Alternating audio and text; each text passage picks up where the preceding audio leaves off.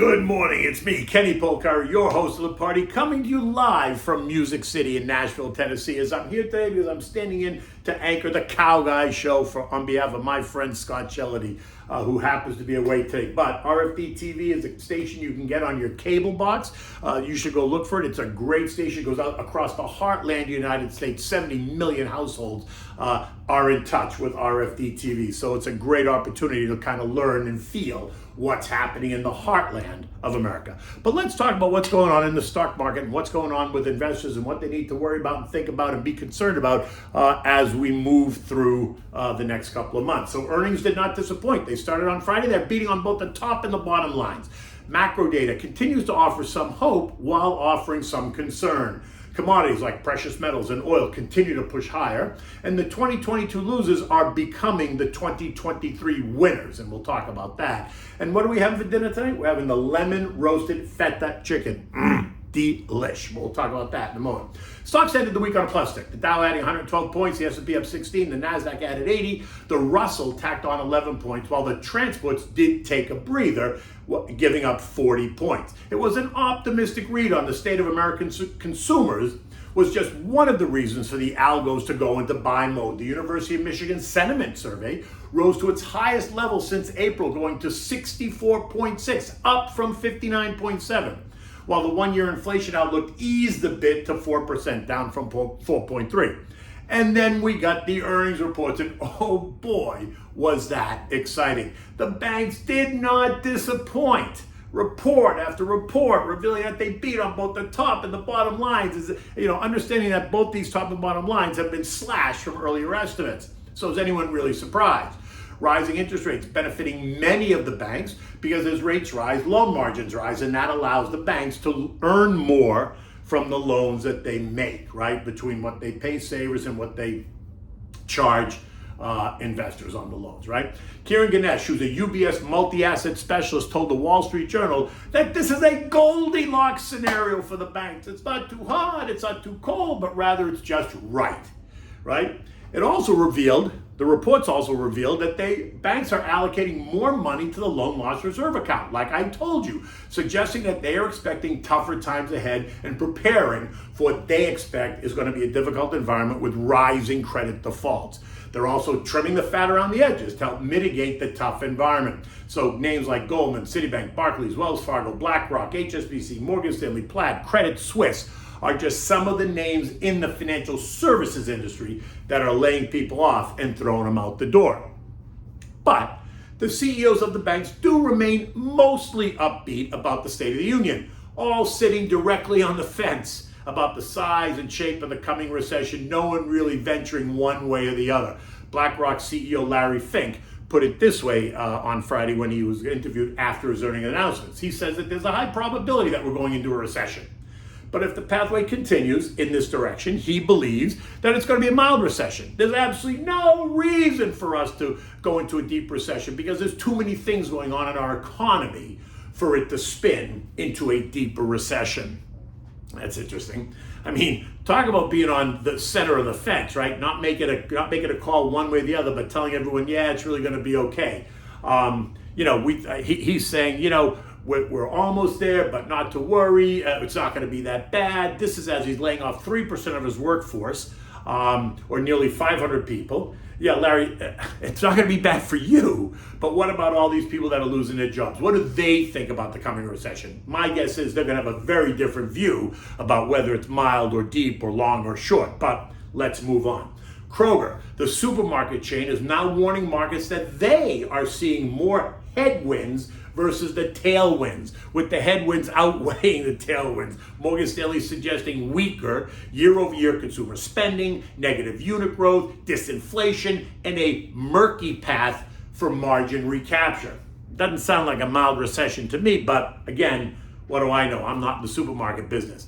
Now, the optimistic read on consumer sentiment is starting to convince some street analysts once again that the Fed is going to pivot sometime this year, which adds to this tug of war between hopes and dreams. And you know how I feel about that, right? I don't see a pivot or a rate cut this year at all. I just don't see it happening. But Bank of America sees the Fed taking interest rates to 4.9% by June, even though nearly every Fed member has disputed that and talked of rates in the mid-fives. And then Bank of America sees them cutting those same rates to 3% by the time Santa Claus comes in 2023, which makes you ask this very basic question. If that's the case, and if there's no recession, and if unemployment remains strong, and if inflation is cooling off, then why, oh why, would the Fed have to cut rates? I mean, strong employment and cooling inflation is what they want, right? So if that's happening, then why would they cut rates, which is an act of stimulation? Right? When you cut rates, you are stimulating the economy. So why would that be necessary? That's just a question out there, kind of rhetorical, but feel free to answer. In any event, the financials, the XLF, rose by 0.75%, taking that group up 5.6% year to date. Remember, the financials were off by about 14% last year. The only other sector that outperformed financials on Friday was consumer discretionary, rising by nearly 1%, taking that group up 8% for the year. Recall, they were down by 30% last year. In addition, have you been watching the mid-cap and small caps, right? The SMIDs, as we call them. The Russell Index is up a whopping 7% so far this year. Again, this sector was off by more than 20% in 2022.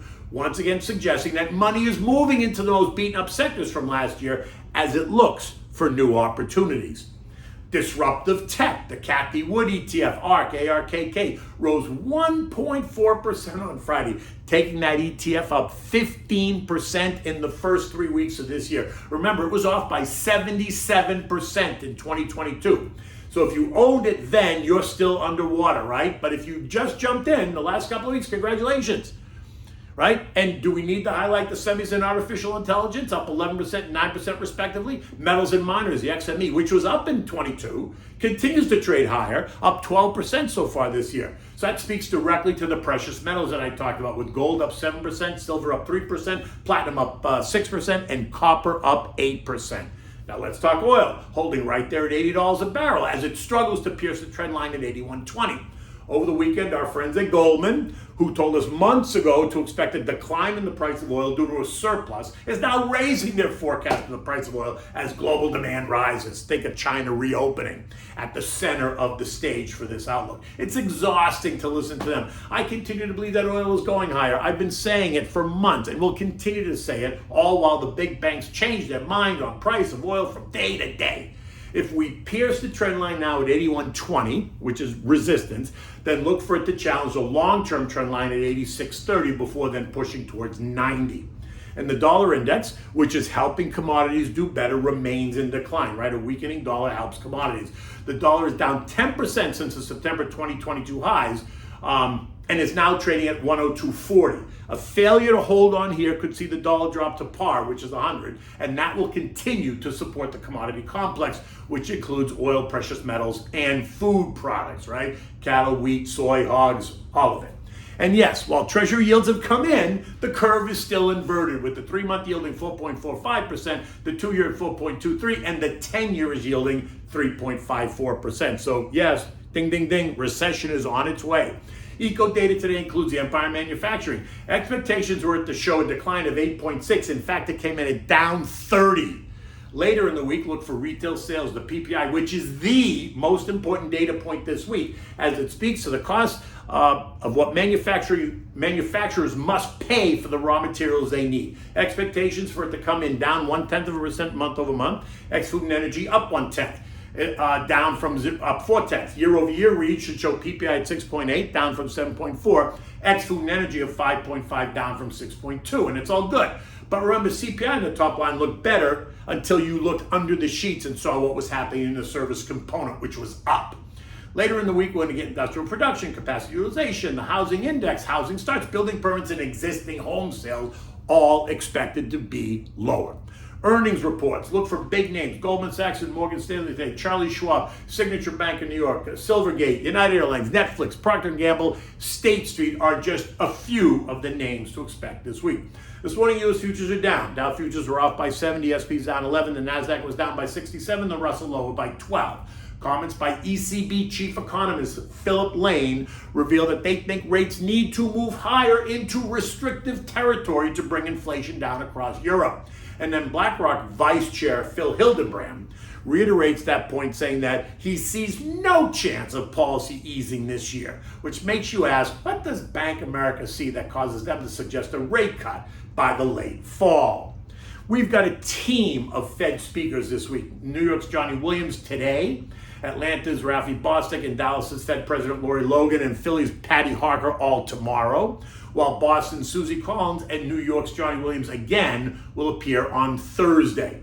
In addition, it is the World Economic Forum in Davos, Switzerland, right? This big boondoggle doesn't mean anything, but it is there. So expect all kinds of commentary coming from there. Thursday and Friday bring us ECB President Christine Lagarde, along with the IMF Kristalina Georgieva. European stocks this morning were all lower, all down about 0.2% across the board. It's the downbeat tone in the Davos sentiment that's driving action across Europe. Concerns over weakening eco data, persistent inflation, and worrisome unemployment remain top of mind for the Europeans. Listen, remains top of mind here in America too. The S&P closed the day at 39.99, up 15 points, and is now above all three trend lines, which sets us up for further advance. Maybe.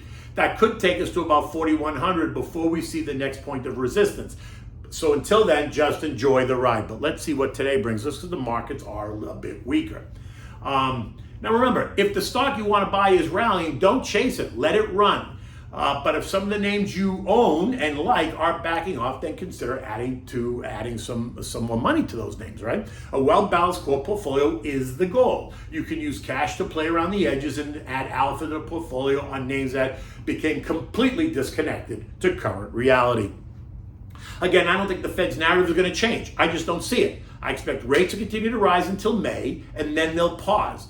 It's now about what the earnings season is going to tell us, right? What's it going to say about what the future looks like? In any event, I suspect that we're going to expect more volatility, and then we can revisit what the second half of 2023 might look like as we move into spring.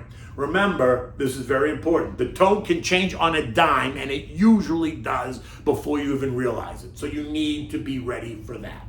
Okay, so what do we have for dinner tonight?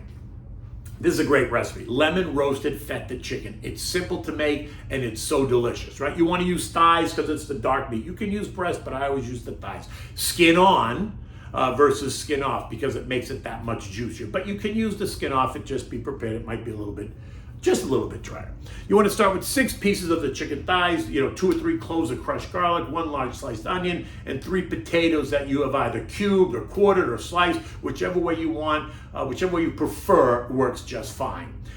You want to place the chicken, the garlic, the onions, and the potatoes in a glass baking dish or an aluminum pan if you want. Season it with salt and pepper on all sides, toss it all around, make sure it's all nicely seasoned. Preheat your oven to 400 degrees, get it ready for when you need it. Now you're going to whisk together 1 cup of chicken broth, some olive oil, maybe 1/8 cup of olive oil, 1/4 cup of fresh lemon juice, and some dried oregano. You want to mix it all together and then pour that over the chicken and potatoes. Just pour it into that baking dish and let it marinate for about 20 minutes. Now, cover it really tightly, place it in the oven after 20 minutes, roast it for about 30 minutes at 400 degrees, and take it out, remove the cover, roast it for another 20 minutes, right? Baste you occasionally with the pan juices. Now, turn on the broiler and broil the chicken on each side until nice and golden brown. Careful, you don't want to burn the potatoes, so keep it in the middle rack. Don't put it right up against the heat. After broiling, add the crumbled feta cheese on the chicken and the potatoes, and then return it to the broiler just for a couple of minutes so that the cheese softens really. It's not going to melt, you just want it to soften. Once completed, serve this on a warm platter with the chicken in the middle, surrounded by the potatoes. Serve juice on the side. Enjoy this with a green vegetable, maybe steamed green beans like green beans, or maybe asparagus and broccoli. And season those, steam those and then season those with just salt and pepper and a dab of butter, and they'll be perfect. You can always also have a large mixed green salad to go with this as well. In any event, it's a great dish. It's easy to make, doesn't take you very long to prepare it, and about 40 minutes to cook it. Before you know it, dinner's on the table. Until tomorrow, take good care.